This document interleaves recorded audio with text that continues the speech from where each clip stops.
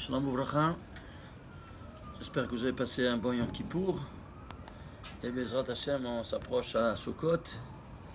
Entre Kippour et Sukkot, nous lisons habituellement la paracha de Ha'azinu. Ha'azinu, comme vous savez, contient le testament de Moshe Rabbeinu. Le testament, oui, où a commencé sa carrière devant le Sne, Sheaya Boer Venenunukal, un buisson ardent qui brûlait, qui ne se consumait pas. Il dit, il était en train de faire paître le berger de son beau-père, Yitro, et voilà qu'il voit ce phénomène incroyable, il s'approche et il entend une voix sortir du buisson ardent. Enlève tes chaussures, c'est un sol sacré. Tout de suite, il se couvre le visage parce qu'il entend une voix céleste et il lui dit: je suis le Père, le Dieu de tes pères, Abraham, Isaac, Jacob, je t'ai choisi à toi de libérer, et ainsi de suite. Comme vous connaissez tout, ça c'est le chapitre 3 de l'Exode, verset 14. Il te dit: et quel est ton nom? S'il me demande quel est le nom de ce Dieu-là, il lui dit: Yomer Elohim et Moshe. Dieu dit à Moshe: Eki asher eki, je serai ce que je serai. Vayomer, il continue: Kotomar ben Israël, ainsi tu diras aux enfants d'Israël: Eki shelachanechem, ce Eki, je suis, c'est un nom de Dieu que je ne peux pas prononcer normalement. Shelachani alechem, m'a envoyé chez vous. Tu as 3 fois Eki. Ces 2 Eki, un face à l'autre, c'est quoi ce un face à l'autre? Combien ça vaut Eki? 21. 21 face à 21. Ici commence donc sa carrière. Elle termine à notre paracha à Azinu, qui contiendra son testament qui sera rédigé en 42 versets. Parce que 21 plus 21 c'est 42, alors il y a 42 versets. Et ils seront ainsi restructurés. Regardez. L'unique endroit dans toute la Torah où il y a une colonne repartie en 2. Pourquoi repartie en 2? Je ne comprends pas. Ben, je vais vous l'expliquer maintenant. Parce que dans cette colonne, il y a 21 versets. Et dans l'autre colonne, 21 versets. Et pourquoi repartir en 2? Parce que tout 21 face à 21, il serait ici 21 face à 21, dans le général, comme dans les détails. Même dans le 21, il y a une répartition. Incroyable. Et si tout cela ne te suffisait pas, on va voir que tout est articulé en 42. Prenons par exemple le 42e mot de la Torah, de ces 42 versets de testament, qui commence, sachez-le, parce que quand il te dit Azion Hashamayim, écoutez les cieux, ainsi de suite, 2 points, c'est le premier verset. Commence le testament, au 2e verset. Du 2e verset au 43e verset, c'est le testament en entier. Et là se déroulera toute l'histoire sainte, et même ce qui se passera chaque année dans laquelle nous vivons, jusqu'à la fin des temps. Donc ici, si vous voulez dévoiler qu'est-ce qui se passe, qu'est-ce qui passera cette année, allez ici, vous allez voir. C'est quelque chose d'incroyable. Alors prenons ici le 42e mot, c'est Hal Hashem. Regardez, c'est un Hey majuscule, séparé de l'Hachem. Ils sont séparés? Oui, séparés. Et pourquoi? Parce qu'il te dit, les Chazal nous disent que ce Hey compose un mot. Comment un mot? Le minimum, il faut 2 lettres pour composer un mot. Bon, ça, c'est l'unique exception dans tout le Tanakh, pas dans tout le Torah, dans tout le Tanakh, qu'il y a un mot qui est composé d'une seule lettre. Pourquoi cette lettre-là et pas une autre? Parce que quand Dieu a créé le monde, il a créé avec la lettre Hey. Comme vous savez, elle, au 35e verset de la Torah, 2e chapitre de Bereshit, et 4e verset, voilà l'histoire du ciel et de la terre, à leur création, quand Dieu, l'éternel Dieu, Hachem Elohim, c'est la première fois qu'il apparaît le nom de Hachem. Yud Kevavke, miséricorde. Elohim, c'est rigueur. La première fois qu'il apparaît. Et combien de fois il apparaît dans toute la Torah, Hachem Elohim? 21 fois. Incroyable, hein? Maintenant, là-bas, il y a Mais Hibaream, à leur création, il est minuscule. Ici, il l'écrit en majuscule. Pourquoi? Eh bien, qui a créé le monde? Le Créateur. Le nom du Créateur, c'est le nom de Créateur qui a créé l'univers, c'est le nom de 42 lettres. Comme vous savez, Anna Bekora, que nous disons chaque matin. Eh bien, ce nom-là, il a 42 lettres. Et alors, cet outil qui est à la main du Créateur, il devrait être également dans le même ordre d'idées. Bien, regardez. Le Hei, il s'écrit de 3 modalités, iconographiquement. Il s'écrit un Dalet et Yod, ça fait 10, 14. Dalet et Vav, c'est 10. Ou 3, Tlatvavin, 1, 2, 3, 3 Vav. Ça fait 14 plus 10, 24, plus 18, 42. Ce mot-là vaut à son tout 42. Il te dévoile maintenant quoi? Le Créateur, à la 42e parole qui fait un mot. Alors, combien de mots il y a? 455 mots. Pourquoi 455 mots? Parce que si tu prends le nom Ekie qui s'est dévoilé de 3 manières, 3 modalités, parce qu'il s'écrit de 3 modalités, comme il s'était au buisson ardent. Al, Ekie, tu vois ici, Ekie, mais écrit en entier. Aleph, Hei, Yod, Kei. Mais le Hei, il s'écrit de 3 modalités. Hei avec Yod, Hei avec Alek, Hei avec Hei. Si tu fais l'ensemble des 3, 455. Et combien de mots il y a dans tous ces 42 versets? 455 mots. Combien de lettres il y a? 1761 lettres. Ah, mais on n'a pas compté ces 3 lettres qui sont dans le Hey, qu'elles s'écrivent de 3 modalités différentes. Si tu ajoutes ces 3 modalités, toutes cachées, camouflées, ça te fait combien? 1764. Tu sais c'est quoi 1764? C'est 42 par 42. Je t'embarque chez moi. Aïe, aïe, aïe, aïe. Est-ce que vous vous rendez compte? Pas une lettre de plus, pas une lettre de moins, et tout est camouflé, vous voyez, par l'iconographie même des lettres.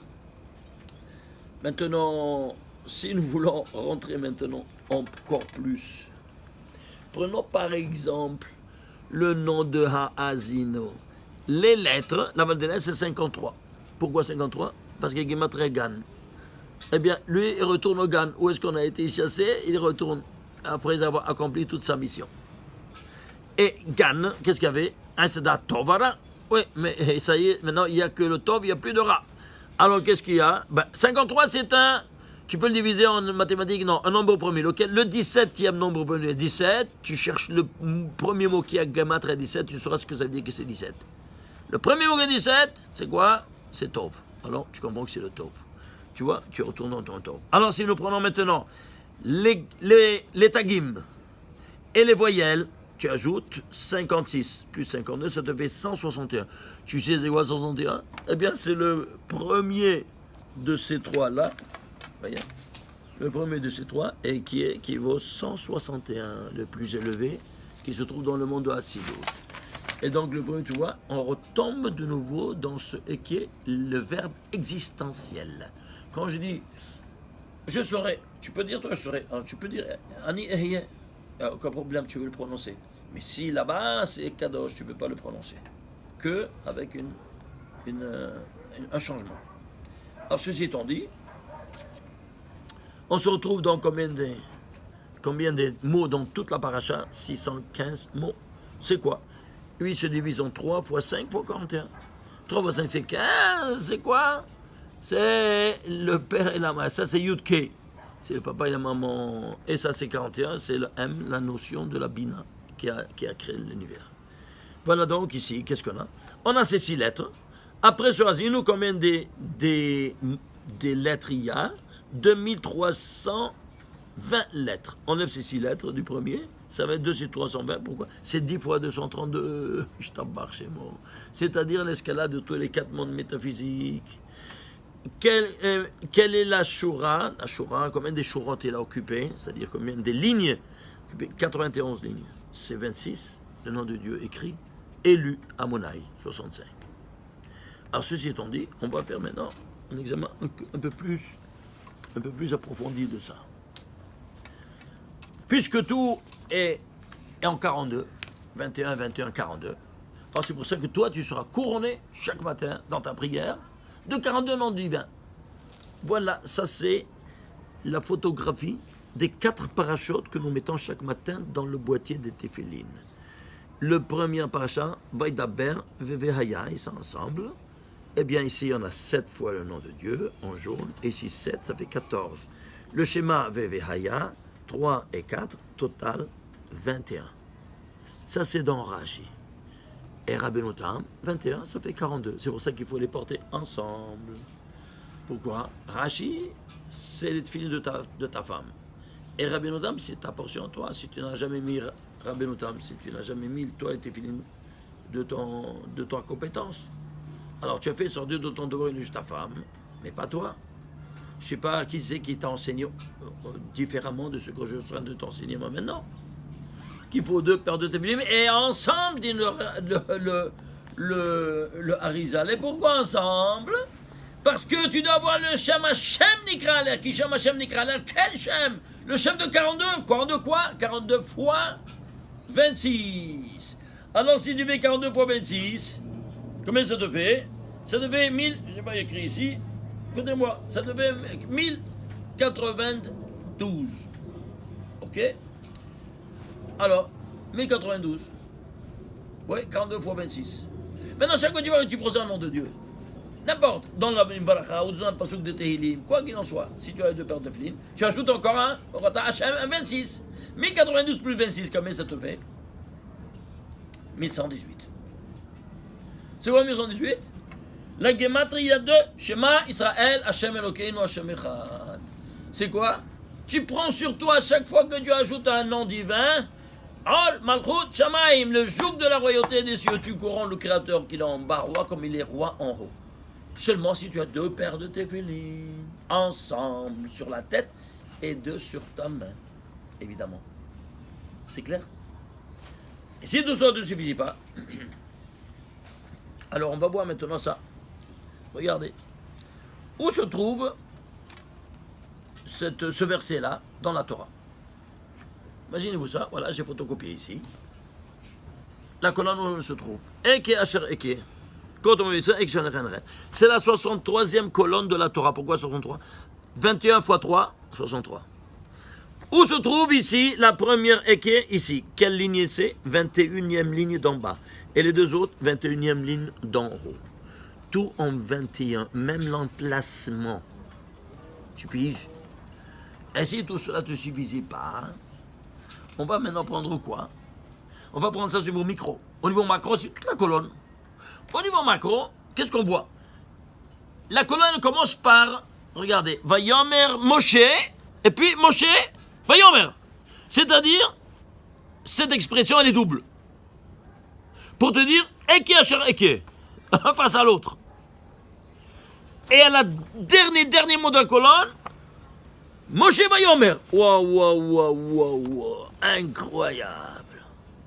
Tu piges? C'est quoi? C'est pour les 3 et qui sont ici au niveau micro, au niveau macro, il doit y avoir maintenant 3. Ben, où c'est 21? Où c'est 21 là? Eh bien, prenons Vayomer Moshe. La gematria des lettres, c'est 602. La gematria des, maintenant, on va ajouter les tagim et les voyelles. Le total, 733. C'est quoi 733? La gematria de Menorah, écrit en entier. Mem, Nun, Vav, Resh, He, 733. C'est-à-dire quoi? C'est-à-dire que chaque parole que Vayom et Moshe dit, 2 points, chaque chose qu'il disait, il illuminait le monde comme la Menorah illumine l'univers de sa lumière spirituelle. Bon, c'est mignon, c'est beau. Mais où est le 21? Ah, t'as raison. Ne nous perdons pas dans un verre d'eau. Regardons tout de suite. Ici, la Menorah, on l'allumait le matin et le soir. Et dans chaque gobelet, on mettait Khetsi log, un demi-log de l'huile d'olive. Alors, combien ça te fait? 0,5 par 7, c'est 3,5. C'est juste ou pas? Et chaque log, moi je ne veux pas 3,5. Je veux exactement combien ça fait. Alors chaque log, combien il est composé des œufs? 6 œufs. 6 volumes d'œufs, ça fait un log. Alors 3,5 par 6, combien ça te fait? 21. Ich tabarre chez moi. 21 le matin et 21 le soir. Ich tabarre. Le voilà, Vous voyez ça? De nouveau, vous voyez ce 21 là? Incroyable, hein? Alors, dans ces conditions-là, ce 42, il est spectaculaire, comme vous voyez. Oui, ben, tout le Sidour, il est décrit en 42. Si nous prenons par exemple, j'ai cherché dans toute la Torah, combien de fois les lettres qui valent 42, c'est bête même. Oui. Les lettres bêtes même, ensemble, même au milieu d'un mot, dans 300 000 lettres qu'il y a dans la Torah, 304 806 lettres, elles sont exactement ensemble 613 fois. Même au milieu d'un mot. Est-ce que l'homme peut tenir compte, parmi des milliards d'autres paramètres, ce paramètre-là que le bête même, il sera sanctifié quand tu vas honorer ses commandements, ces 613 commandements, alors tu vas le sanctifier. Entre autres, tu comprends maintenant pourquoi tu dois mettre 42 fois le nom divin sur ta tête. Et si tout cela ne te suffit pas, on avance. On va vous montrer maintenant quoi? Un autre aspect. Alors, voilà. Regardez ici.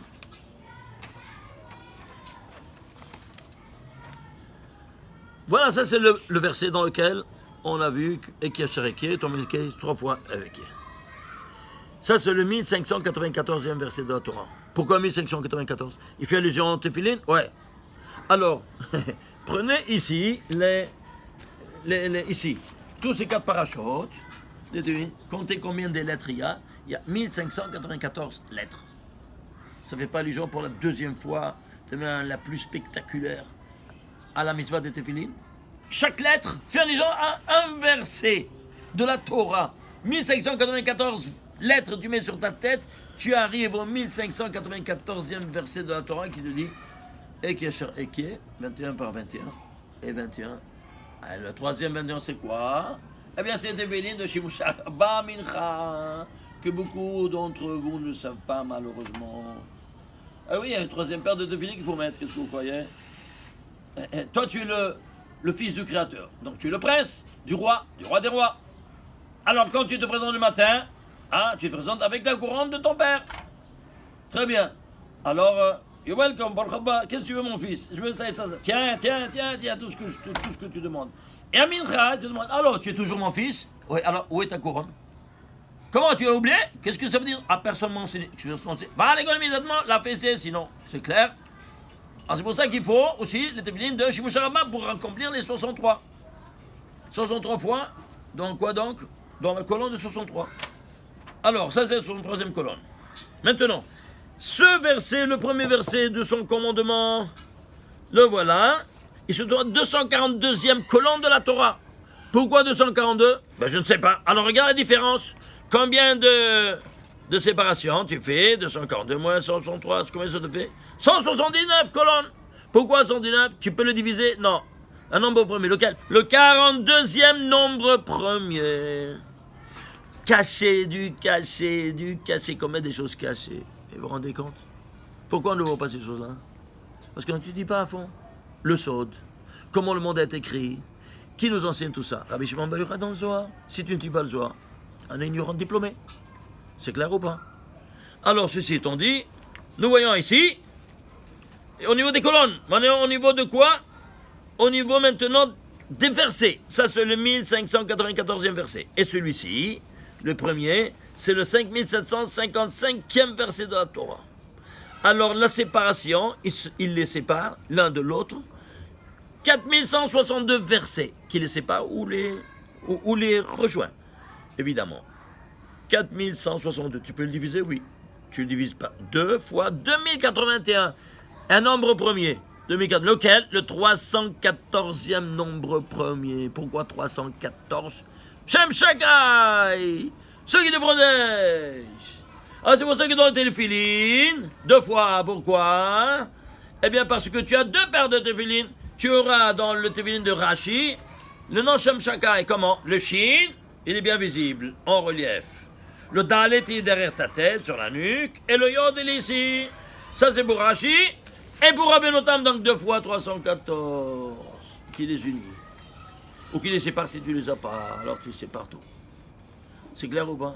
Et si d'autres ne suffisaient pas, regarde, même au niveau de la répartition de la Torah, selon les non-juifs, qui l'ont fait selon par argument, c'est-à-dire le critère du pshat du pshat.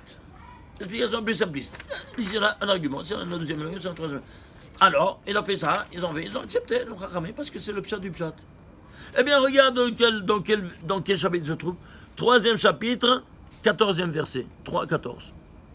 Ishtabach chez moi. Incroyable, hein? Ceci étant dit, alors, nous allons voir maintenant. Chose incroyable. Prenons maintenant, Greda, les lettres. Les lettres, alors, ici, les 42 versets, la gematria de ces 1761 lettres, c'est 107 013. 107, on a vu que c'est la malchoute dans les autres occasions. Oui, vous voulez savoir? Eh bien, 107, c'est quoi? Bon, allons voir un peu. Faisons un petit rappel de ce qu'on a étudié. La malchoute, la royauté s'est dévoilée à nous, où ça? Au Mont Sinaï, quand il nous a parlé. Et quels sont les premiers mots? Anochi Hashem. Combien c'est Anochi? 81. Hashem 26, total 107. 107. C'est clair? On voit 107 au niveau des milliers. Pourquoi on devient devenir 107 000? Parce que ici on est au niveau le plus élevé du monde des idées. Monde de l'action, de la formation, de la création et des idées. Atzilut, Biria, Yesir, Asiya. Yud, Ke, Vav, Ke, tu es le plus élevé.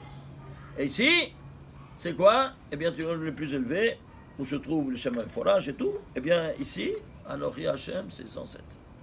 Alors, ceci étant dit, allons voir maintenant, quoi donc? Il y a des lettres qui ont des couronnes, allons voir ces couronnes-là. Nous avons 3 couronnes par jour. Mais il y a aussi des lettres. Combien de lettres il y a dans tout son testament qu'il a semé comme ça dans un testament absolument incroyable qui va te dire tout ce qui va se passer dans le futur? Il a utilisé 301 lettres qui ont 3 tagim. Comme nous. Et pourquoi? Parce que chacun qui porte 3 tagim, il se transforme comme une menorah ambulante qui va illuminer le monde du message divin. La preuve, 301, c'est Gematria Menorah. Menorah au simple. Regardez ici. Ici, c'est 733, plein, mais simple, Menorah. Ce mot, cette partie-là, eh bien, c'est 301. Et ici, qu'est-ce qu'on a? On a ici 301 lettres, couronnées de 3 couronnes. Alors, voyons un peu. Combien de couronnes on a dans ces 301 lettres? 3 fois 301, combien ça te fait? 3 fois 3, 3 fois 9. 903! Tu sais c'est quoi 903? C'est sigma de 1 à 42. Ouais, tu retombes ici sur tes pieds.